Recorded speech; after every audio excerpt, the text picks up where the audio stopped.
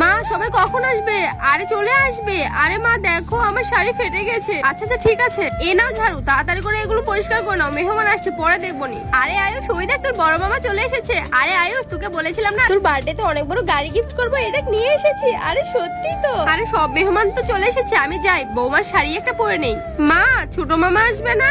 তাড়াতাড়ি চল, নয়তো কেক কেটে ফেলবে। তোর ছোট মামা মনে হয় আসবে না, আসলে ততক্ষণে চলে আসতো। আরে আয়ুষ ওর কাছে তো টাকা নেই তোকে দামি গিফট করার মতো, ও আর আসবে না, তাড়াতাড়ি কেকটা কাট। মা ওই দেখো ছোট মামা চলে এসেছে। আরে বোন আমাদের মাফ করে দে, আমাদের দেরি হয়ে গেল। এই নে আয়ুষ তোর গিফট। আরে গিফট দিতে হবে না, এটা তুই নিয়ে যা। ওই দেখ ওর মামা কত বড় গাড়ি এনেছে, এটা তুই তোর মেয়েকে দিয়ে দিস। আরে ওর খেলনা তো বাড়িতে আছে, আমি তো এটা আয়ুষের জন্য এনেছি। এই নাও আয়ুষ। বৌমা এই দেখো আমি তোমার শাড়ি পরেছি। আরে আপনার এত বড় সাহস হলো কি করে আমার শাড়ি পরার? এখনই খুলে ফেলুন বলছি। আচ্ছা বৌমা আমি এখনই গিয়ে খুলে ফেলছি।